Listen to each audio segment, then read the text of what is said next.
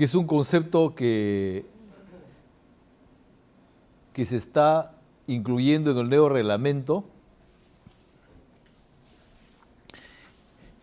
En realidad la brecha es lo que nos falta coberturar, el servicio que corresponde del Estado, pero analizando el indicador que te va a definir cuál es la población objetivo y cuánto falta coberturar. Por ejemplo, un indicador universal en el tema de salud, el tema del CRED, atención al crecimiento y desarrollo de los niños. En todas partes del país, un establecimiento de salud tiene que dar esa atención, ¿no es cierto? Entonces el indicador te va a decir cuál es la población que corresponde a ese indicador. Y ahí te va a decir niños de 0 a 5 años de edad. Entonces tú puedes mirar en un departamento, en una provincia o en un distrito cuántos niños están accediendo al servicio. Y como ese es un servicio universal, entonces la diferencia de niños que no acceden es la brecha que yo tengo que cubrir. ¿Me dejo entender? Igual, por ejemplo, en educación, ¿no es cierto? Acceso a la educación básica regular. Entonces, ¿cuál sería mi brecha por cubrir? ¿Cuántos niños en edad escolar no están asistiendo a los colegios? Esa es una brecha gruesa de acceso al sistema educativo. ¿Y por qué va a ser la diferencia? Porque el sistema de educación es un derecho que tienen los niños a la educación. Ahora, lógicamente que esa brecha yo no lo voy a cerrar en 2 o 3 años. Entonces ahí voy a plantear mi meta. ¿Cuánto quiero mejorar en esa brecha? ¿Sí? Es un tema de brecha de acceso al servicio, pero yo puedo ir más allá. ¿Cuántos niños acceden a un servicio de calidad? Entonces ahí no estoy analizando la brecha de servicio, sino ya la brecha de calidad del servicio, ¿sí? Y eso quiere decir que las escuelas tengan una infraestructura adecuada, tengan equipamientos, les lleguen los materiales educativos, etcétera, porque ahí estoy mirando calidad de servicio. ¿Y qué corresponde de la inversión pública? Ahora vamos a ver las variedades de inversión pública o los tipos de inversión en general que está estableciendo el nuevo sistema, ¿sí? Entonces la brecha va a depender, primero analizar el indicador y luego cuál es la población objetivo y cuánto esa población tiene acceso al servicio que yo quiero cubrir desde la inversión pública, ¿sí? Y allí hay que tener mucho cuidado cuando se trabaja inversión pública de que muchos confunden la inversión pública con obra. La obra es un componente de la inversión. Más allá de, por ejemplo, ¿de qué me sirve construir un establecimiento de salud sin equipamiento? ¿Sí o no? O sea, un establecimiento de salud sin equipamiento no es un proyecto de inversión pública bien, ni siquiera pensado y menos ejecutado, ¿sí? ¿De qué me sirve construir un colegio sin carpetas, sin pizarra, sin computadora, sin todo lo que se requiere para que el niño pueda tener o niña una educación de calidad? Entonces, el proyecto de inversión pública analiza el problema y ahí hay que tener mucho cuidado en identificar cuál es el indicador que yo quiero mover. Y esa es toda una discusión que el sistema, el InvierteP, está trabajando con cada sector. Sí. Doctor, una pregunta nada más. Mire, un caso puntual, ¿ya? En mi región y en mi provincia. Hablo de salud. Salud, requiere cierta categoría para ser un hospital, ¿no? Lo sabe acá el colega, hospital tipo 2.1, 2.2.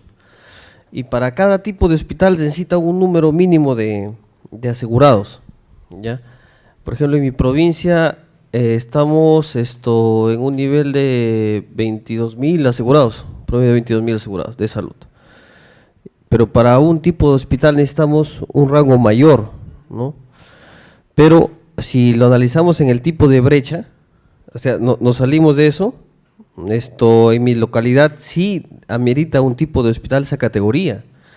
Entonces ahí va la pregunta, ¿no? O sea, el tema de brecha salta algunas cosas porque, mire, es salud, Salud pertenece al Ministerio de Trabajo, si no me equivoco, de Trabajo, pero tiene otra normativa. O sea, la pregunta es, ¿Invierte Perú está abarcando toda esa normativa de todos los sectores o hay que ver otras cosas? Cada sector tiene particularidades, ya cada sector. Un sector no es igual a otro, hay sectores mucho más simples, saneamiento, electrificación, comunicaciones, que tú puedes medir hogares o personas que acceden a un servicio. Cuando vas a educación ya la cosa cambia radicalmente. Ahora, otra recomendación, los proyectistas no solamente tienen que ser multisistémicos, sino también multitemáticos. Tenemos que conocer los temas. Y eso, y lo que me estás preguntando ya está resuelto también en los programas presupuestales. Vamos a mirar qué producto tenemos que mover. Pero allí, por ejemplo, y el ejemplo que ponía antes del break, todos los departamentos quieren un hospital oncológico, pero un hospital oncológico requiere de personal o recurso humano especializado. ¿Saben por qué no ha funcionado el hospital del Niño 2? ¿Por qué creen? No hay especialistas. O sea, se hizo el hospital, pero como quedó el Niño 1 y los médicos de esa zona ya tenían consultorios y todo el mercado por allí, no quisieron irse al número 2. ¿Cuántos años han pasado? Como 5 o 6 años. Entonces no basta tener la infraestructura ni el equipamiento.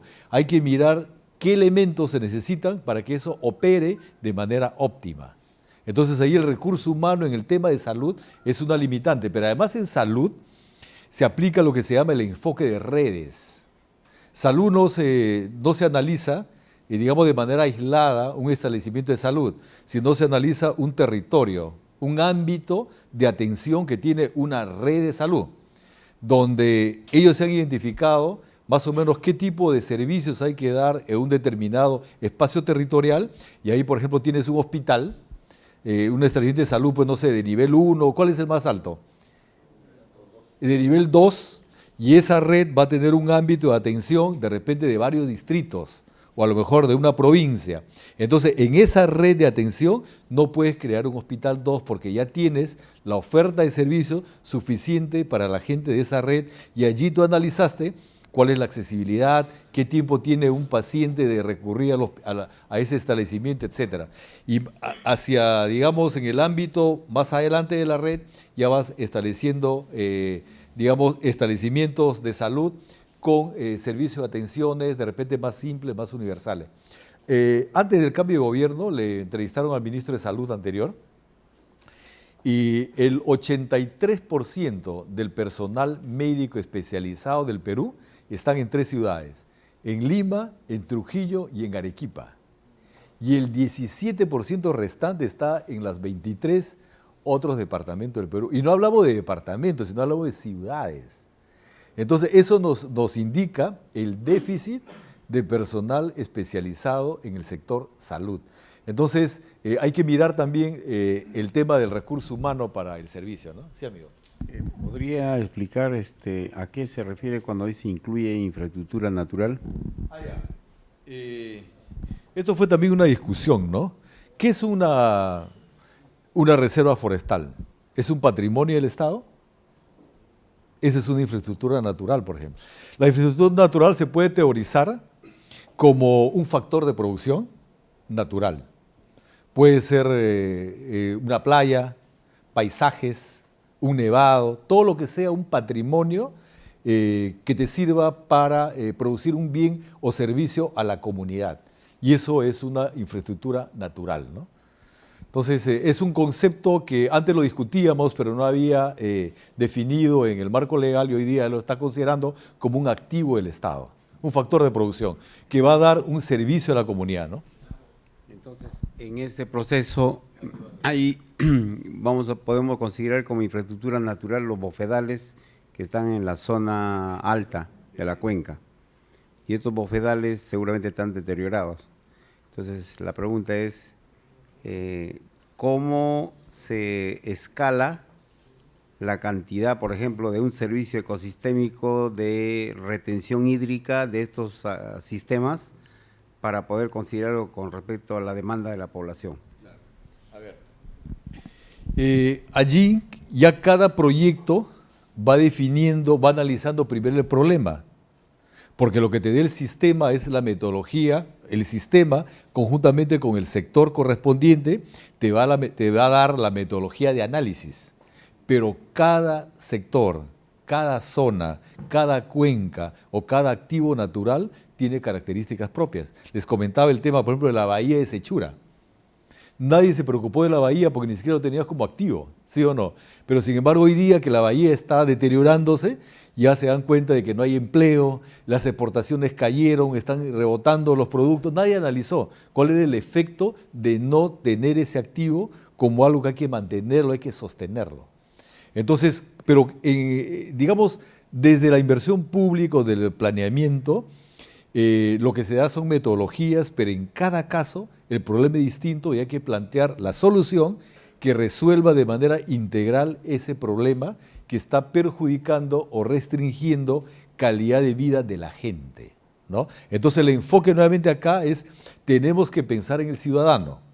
El rol del Estado es dar bienes y servicios a la comunidad para que la gente tenga un desarrollo pleno. Y todo aquello que restringe el desarrollo de la gente, tenemos nosotros como Estado de plantear soluciones, en este caso a través de la inversión pública, para que la gente no deje de recibir ese servicio, ¿no? ¿Querías preguntar algo más? Sí. Por ejemplo, una infraestructura de un reservorio almacena una cantidad de miles de metros cúbicos, pero una infraestructura natural que es un bofedal almacenará pues una cantidad mínima de volumen. Claro, sumados en toda la cuenca pueden dar una magnitud importante. El problema es de que cuando se hace este análisis, el usuario que puede ser, por ejemplo, la empresa de servicios de agua potable, quiere invertir lo que se llama el mecanismo de retribución económica por el uso de estos servicios de ecosistémicos, quiere retribuir a esos proyectos, entonces la empresa va a pedir casi similar magnitud que un reservorio. Sin embargo, estos sistemas retienen más pequeños. Entonces ahí viene el problema de la escala. Entonces le preguntaba cómo definir esa brecha, ¿no? ¿O es una brecha pequeña y tiene que seguir ese...? Lo que pasa es que los bofedales tienen además otro rol dentro del ecosistema, ¿no es cierto?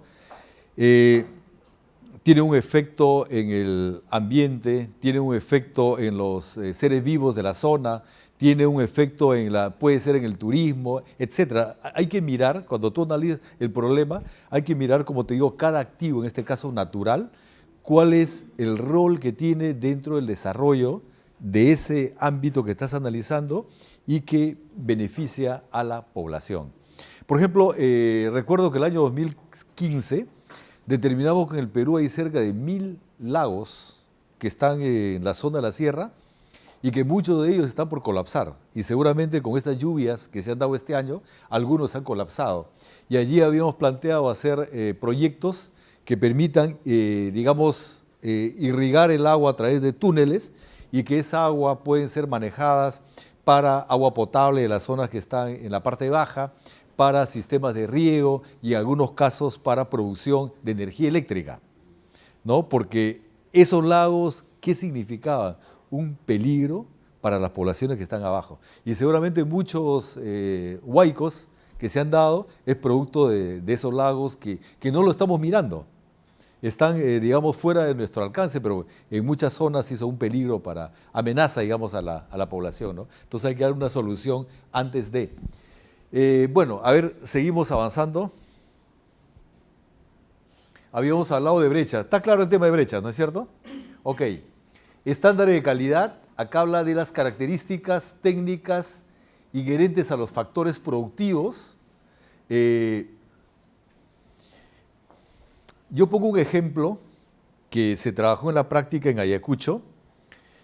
Por ejemplo, en el tema educativo, ¿no? El concepto de proyecto de inversión pública muchas veces no es igual en el ámbito urbano, en este caso de educación, versus el ámbito rural. Y voy a poner un ejemplo, ¿ya? Y esto se aplicó en Ayacucho, Huanta, Santillana, donde un alcalde muy audaz cerró brechas de educación inicial y en estas zonas muy pobres, por ejemplo, cómo conceptualizó el tema de la infraestructura educativa. Como era educación inicial, los niños juegan, aprenden jugando, ¿sí o no? Entonces un colegio de educación inicial tiene que tener sus juegos recreativos, digamos, para los chicos. Los niños chiquitos son súper hiperactivos y los chicos tienen que descargar cada 45 minutos la energía que tiene, porque a un niño no lo puedes tener sentado pues, 2 horas, ¿no? Ustedes a la justa están 1 hora y media, imagínense los niños. Entonces los niños tienen que soltarle cada 1 hora y media y que salgan a correr, a jugar y blum, vienen a hacer, tienen que tener patios. Por allí el proyectista analizó de que los niños y de estos programas sociales que trabaja el MIDIS, los niños para desarrollar aspectos cognitivos, psicomotrices y de estimulación requerían juegos básicos. Entonces el colegio tiene que tener su ludoteca. Los niños en el ámbito rural, ahí tienen en Cajamarca, normalmente no tienen mesas, pues. O sea, su mesa de comedor, sus cubiertos, los chiquitos comen en banquitos, a veces en piedra, o en la selva de repente en un pedazo de tronco, y comen con la mano. Y como eso no ayuda a su desarrollo, el colegio tiene que tener su comedor, tiene que tener su cocina, tiene que tener sus cubiertos. El 100% de los niños tenían problemas de caries dental y eso les generaba enfermedades, los chiquitos estaban con anemia, etcétera, porque es estar todos los días, digamos, tragando bacterias, ¿no? Entonces, ¿qué tenía que tener el colegio? Sus lavatorios, para que los chiquitos lleguen, y tú no puedes cambiar a veces la realidad de cada casa, de cada hogar. Entonces el colegio tenía sus cañitos de agua con sus pastas, sus cepillos, para que los chicos lleguen y aprendan a hacer la higiene en el colegio. En estos colegios con energía solar, el pata implementó unos cubos a la entrada del colegio, donde los chiquitos pisaban los cubos y salía el 1, el 2, el 3, el abecedario, los colores, y los chiquitos iban al colegio a jugar. Entonces esos niños, normalmente los niños a esa edad no quieren ir al colegio, pero en este lugar, en Ayacucho, los chicos se despertaban con las ganas de ir al colegio, porque en el colegio encontraban todo lo que no tenían en casa. Entonces, estos proyectos educativos para esa zona, de alguna manera, con la infraestructura y con el equipamiento, resolvían todos los problemas educativos para que los niños tengan una calidad educativa. ¿Me dejo entender? Entonces, cuando uno trabaja un proyecto de inversión pública, hay que analizar el problema de la zona, que de uno o a otro puede ser diferente, y tratar de plantear desde la inversión aspectos que van a dar una solución integral al problema. Pero para eso se tiene que tener claro qué indicador quiero mover. Y en este caso, lo que él quería mover era calidad educativa. Entonces la calidad educativa requería infraestructura ad hoc, adecuada para este tipo de niños, requería implementos adecuados, equipamientos, etc. ¿Sí? Ese es el concepto de la inversión, que el Estado dé un servicio de calidad. Y esta infraestructura que le estoy explicando es lo que se llaman estándares de calidad de la inversión. Y ya el Ministerio de Educación, de Salud, ya tiene fichas técnicas en qué consiste un aula, qué dimensiones debe tener, dependiendo del grado que hay. Ya el Ministerio ha establecido estándares de calidad que se requiere para cada tipo de servicio y dependiendo dónde se da el servicio. Pero el enfoque igual, si ustedes en algún momento van a trabajar proyectos, es analizar el problema de manera integral y cómo desde la inversión se plantea lo necesario para dar un servicio de calidad. Sí, amigo. Bueno, estos estándares de calidad, ¿cómo se relacionan con las normas técnicas peruanas? Pero las normas técnicas peruanas no son de aceptación o no son obligatorias. Lo que pasa es que en inversión pública, cada ministerio ya determina para los proyectos de inversión cuáles son las reglas técnicas que se requiere para cada tipo, en este caso, de colegio. Y te dice, por ejemplo, los colegios de educación inicial tienen que tener aulas que son, pues, ponte 10 metros por 20 para tantos alumnos. Y te establecen inclusive un tipo de colegio. Y hay otro tipo de colegio que las aulas son más grandes. Para 40 alumnos ya tiene que tener tal área administrativa. Cuando pasa esto, tienen que tener otros ambientes. Ya todo está regulado por el sector correspondiente. Pero a esas normas técnicas tú le agregas qué cosas necesita esa población por sus características que desde el colegio se tiene que implementar para lograr calidad. Y siempre pensando, por ejemplo, en algún momento en las zonas rurales, todos los colegios van a tener que tener, no sé, pues, un área médica, ¿no? Porque imagínate en Puno, 93% de los niños están anémicos, ya requieren una atención médica en cada colegio, pero no tenemos médicos. Entonces, hay temas que hay que ir resolviendo, ¿no? ¿Sí?